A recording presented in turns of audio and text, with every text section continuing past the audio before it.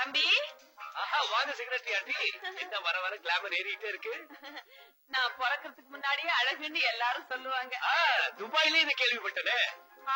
என் கவர்ச்சி கடவுள் தாண்டிடுச்சு. ஆமா, என்ன இப்படி திடீர்னு வந்திருக்கீங்க? டீச்சருக்கு லெட்டர் கிட்ட போடலையா? லெட்டர் போட்டிருந்தேன், ஆனா எப்போ வரேன் தகவல் கொடுக்கல. இல்ல அப்படி ஒரு சர்ப்ரைஸ் கொடுக்கலாம் தான். போகும்போது அவளை கூட்டிட்டு போறேன்.